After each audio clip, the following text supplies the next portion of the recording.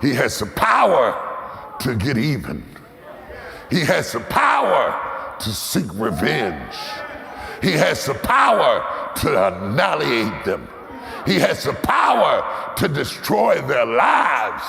He has the power to cut them completely off. He has the power to cut off their food supply and watch them die.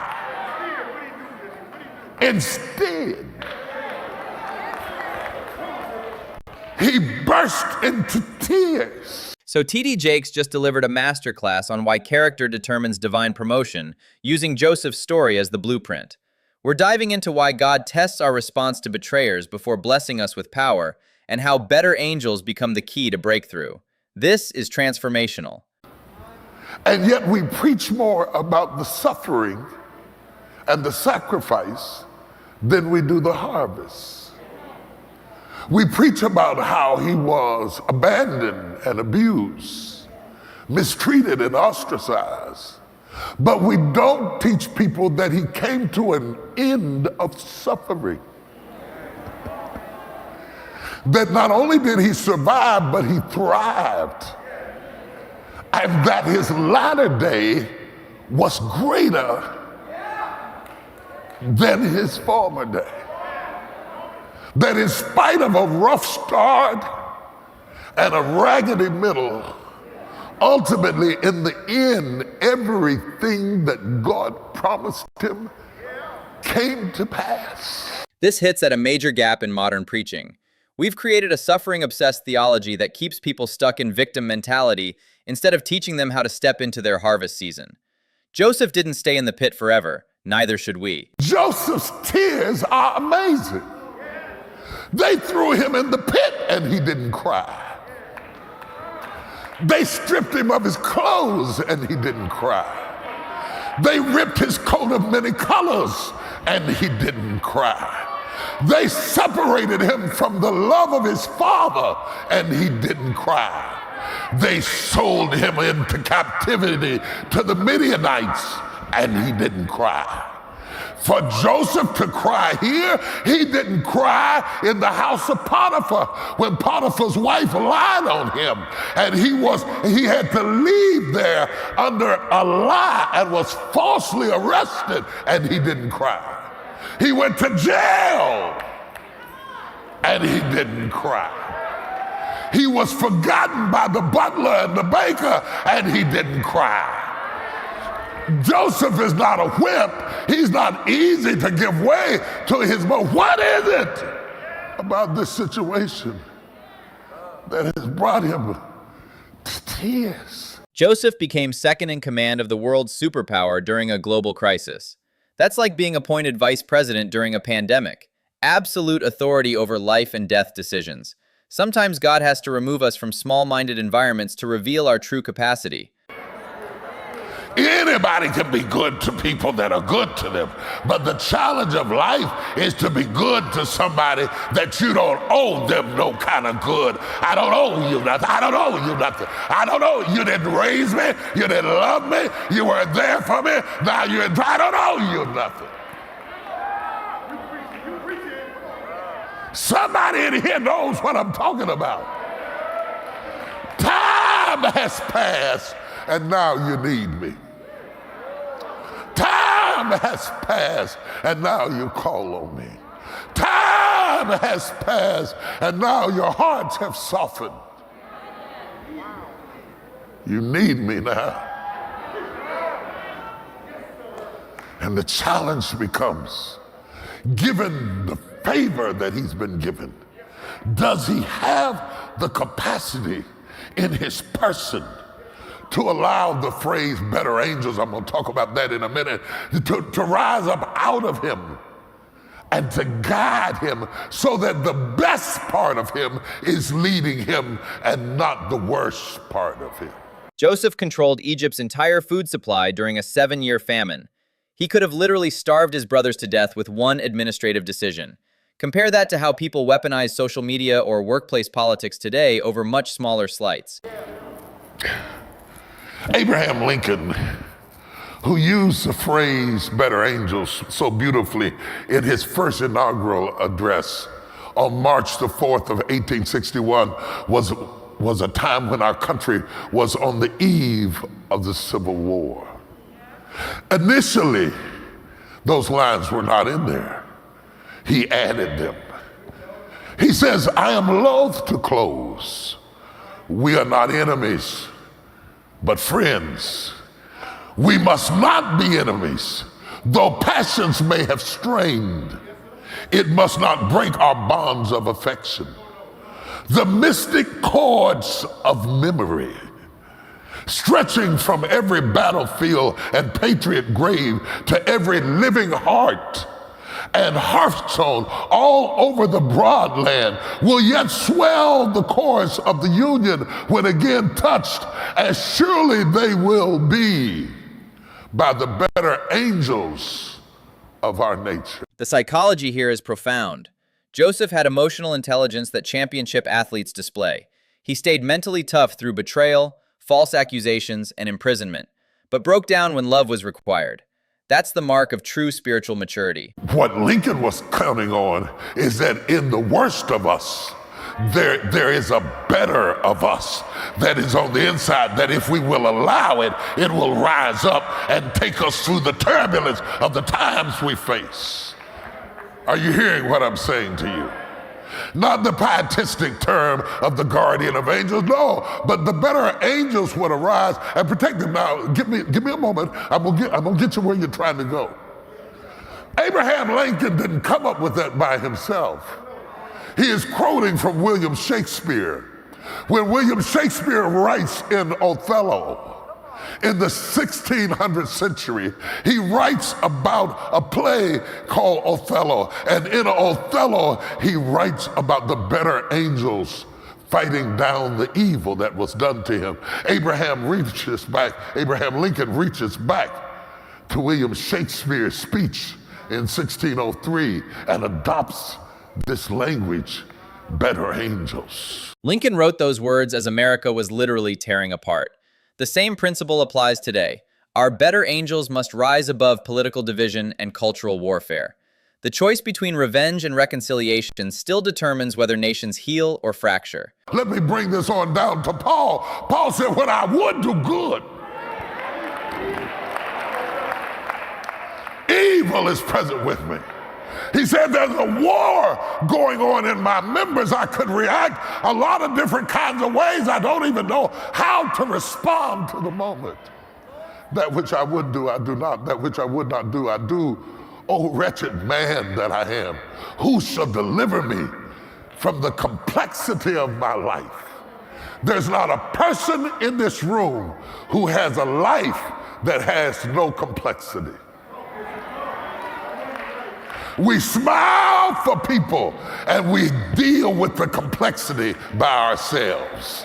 We show up as if everything is seamless, but down on the inside, we know we got some complicated folks up in here. There's some complicated people watching me online. You've been through some complicated situations.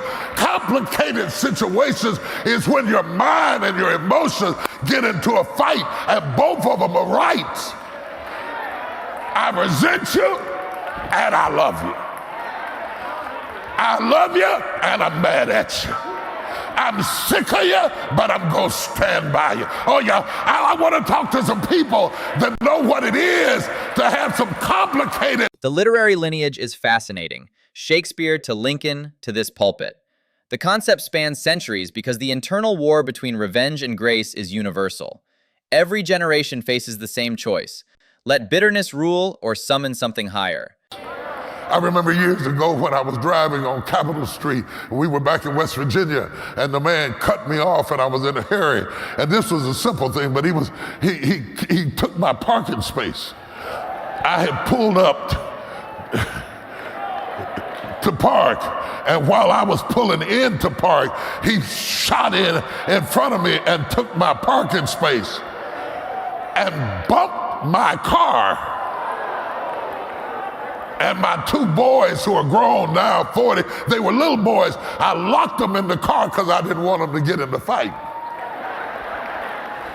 I walked over to his window And I reached in the window and said, what's it gonna take for you to get off of my bumper? Whatever it is, I got it. I was fully prepared to snatch it. It was only that much crack in the window. I was fully prepared to snatch his body through that window and beat him like a runaway slave over a parking space.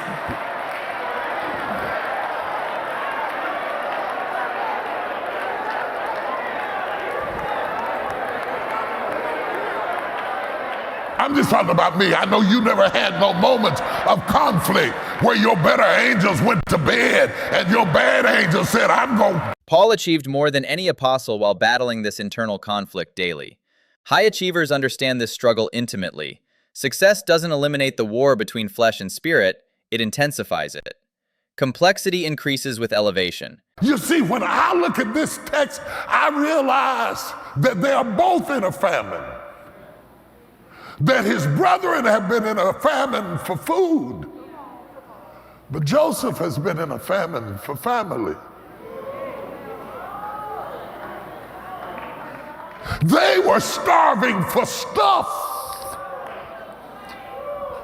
but he was starving for them. And suddenly when I realized what made him cry, I realized I have never really done a good job of preaching him because I am distracted by what he went through. But what he went through in the pit, in Potiphar's house, in the prison, doesn't compare with why he went through it. It is not the what that kills us. It ain't the what. This vulnerability is precisely why millions trust him. Admitting you almost fought someone over a parking space while wearing clerical garments, that's the authenticity that builds real connection. Perfection preaches to nobody.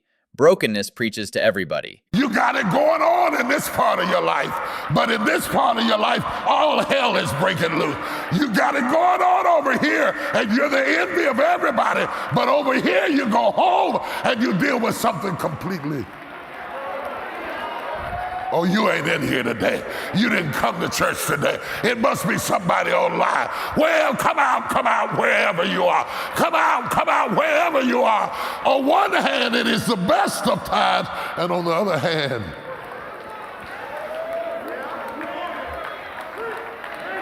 it is the worst of times. On one hand, you're at the top of your game.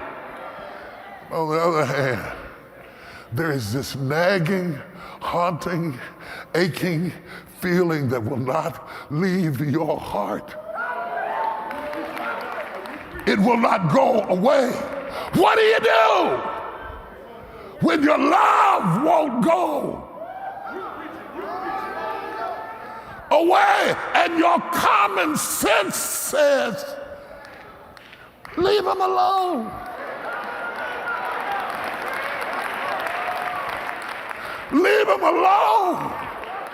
Is there anybody in here that's got stubborn love, tenacious love, relentless love? The irony is staggering, rushing to get your preaching robe while ready to throw hands. But this contradiction between calling and humanity is exactly what makes grace necessary. Our worst moments often teach us the most about who we really are. And now I see why God chose him. God chose him because God couldn't trust any of the other brothers to have the radical kind of love that could look beyond what was done to them. God needed a lover, somebody who would love anyhow, so that he could work out his purpose and his will. He could not work out his purpose through somebody who was vindictive and spiteful and hateful and could not find their better angels. God said this is a moment that will require your better angels. In order to get what God has for you right now, it will require that you summons your better angels. and that you stop calling it weak. Success without relationship is the hidden epidemic among high achievers. Joseph had everything Egypt could offer, but was starving for family connection. Wealth, power, and position can't fill the void that only authentic relationships can satisfy. Because how you handle advantage determines whether God will trust you with power. Some people can't handle power because they're so vengeful that if they ever get the upper hand, they're going to go for revenge rather than reconciliation. And you've been praying for power and you've been praying for promotion, but God can't trust you with promotion because your heart is not big enough to have the power that you're asking for. And the kind of favor that God wants to give you is going to come to somebody whose heart is bigger than their head. Stubborn love becomes a leadership superpower because it transcends circumstances. God can't use vengeful people for his purposes because revenge creates cycles of destruction. Only those who love beyond logic can break generational patterns and heal broken systems. Can your love survive a fall? Joseph had taken a fall in a pit, but his love survived the fall. You can't raise children if your love can't take a fall.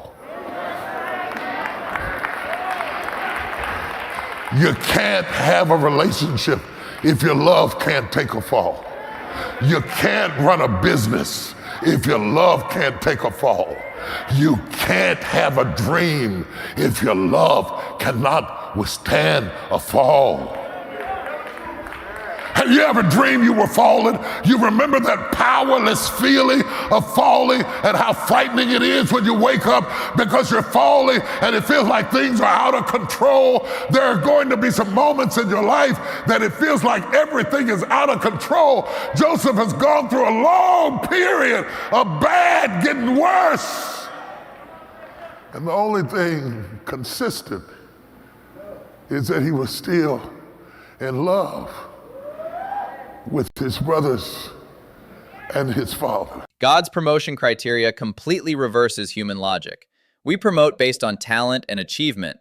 He promotes based on heart capacity. That's why prayers for power often go unanswered. Character development must precede divine elevation.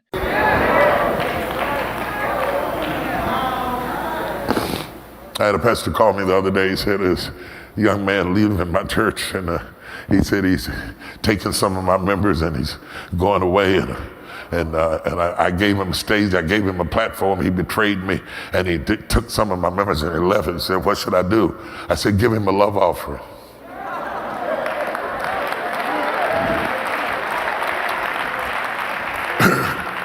I said, "Give him a love offering." He said, "A love offering? Why would I give him a love offering?" I said, "Because you are too big to have unnecessary enemies."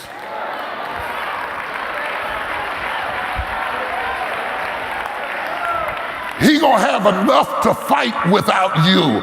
You don't have to fight him. Life is gonna fight him. Life is gonna change him. Don't add your name to the list. You take the high road. As Michelle said, when they go low, we go. Oh, y'all ain't talking to me. This explains why so many talented people plateau spiritually. God won't trust vindictive hearts with influence because power amplifies character. The promotion you're seeking requires the character you're avoiding to develop.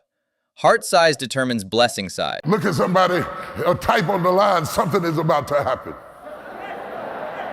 God wouldn't be talking to me like this if something wasn't about to happen, if something wasn't about to shift, if God wasn't about to raise me up in some kind of Egypt, if some kind of promotion wasn't coming in my life, and God is giving me this test so that I'll be ready to handle what he's about to do next in my life. There's a reason I'm listening at this message today. God is about to raise me up from the prison to the palace. Who am I preaching to? Get ready for a switch. Get ready for a turn. Get ready for a change. Get ready for a move. Get ready for a switch right now. Holler at somebody. Something is about to happen. Something is about to happen. Something is about to happen. Something is about to happen. Something is about to happen. Something is about to happen. Something is about to happen. Something is about to happen. Something is about to happen. Something is about to happen. Something is about to happen. Something is about to happen. God wouldn't be counseling me about power if I was going to stay weak. There's something that's about to switch in my life that I've got to be ready to receive. Resilient love isn't being a doormat. It's having strength that doesn't need to prove itself through retaliation. Conditional love crumbles under pressure. Unconditional love creates the foundation for every meaningful relationship and lasting success.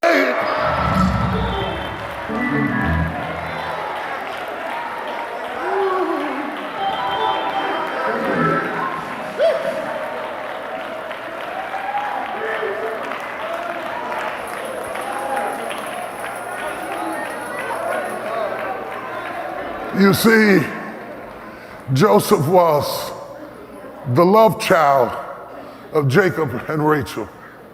Family meant everything. And God said, I am going to restore.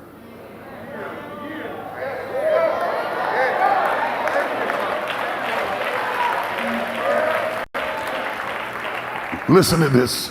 This wisdom about blessing betrayers is energy management at its highest level. Fighting everyone who wrongs you creates unnecessary enemies and wastes emotional resources. Life has enough built-in challenges without manufacturing additional battles through revenge. Hear me right now. You're watching me right now. I want you to focus on me right now. I want you to focus on me right now. There have been a lot of setbacks. There has been a lot of betrayals. There have been lies told. There has been pain inflicted. There's been times you've been handcuffed. There's been times you've been tried. There's been times you've been in situations where you were locked up and you couldn't get out. In spite of all of that, what God spoke to you shall surely come to pass.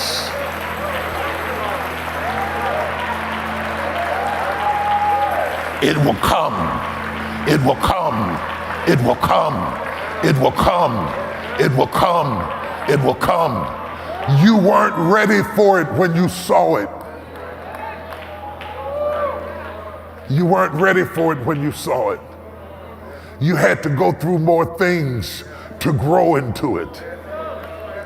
But you're coming into a season now that things you saw a long time ago are going to come to pass. And it's going to be the kind of joy that brings you to tears. Because there were times you thought you were crazy. And there were times you thought you lost your mind. And there were times you thought you were a fool. And there were times you couldn't hardly believe in your own dream. But every bit of it, every jot, every tittle, every word, every sentence, every paragraph, every promise, everything God told you when you were a child, when you were a little girl, everything God showed you when you were a little boy playing in a sandbar, everything that God gave you. Tests are always preparation for promotion.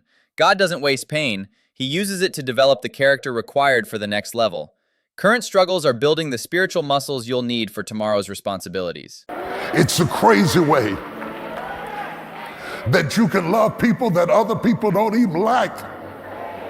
That you can not like what they do and still find a way to love them. It's the crazy way that God has put you in a position of power to bring about change with people who your mind says don't even deserve it. But God is going to use. Lift your hands up in total surrender, like you're under arrest. Lord, I surrender to your providential will, to your purpose for my life. You have created me like you created me for a reason. And I know my girlfriend says if I was you, I wouldn't take you not me. I'm me. I can't be you, I gotta be me. Because if I stay me, God is gonna bless me. Lift your hands and open your mouth and thank God for working it out in your life. The wealth transfer happened exactly as described. Joseph redistributed Egypt's resources to save both nations during crisis. This isn't prosperity gospel fantasy, it's biblical precedent for how God positions his people to redistribute resources during pivotal moments.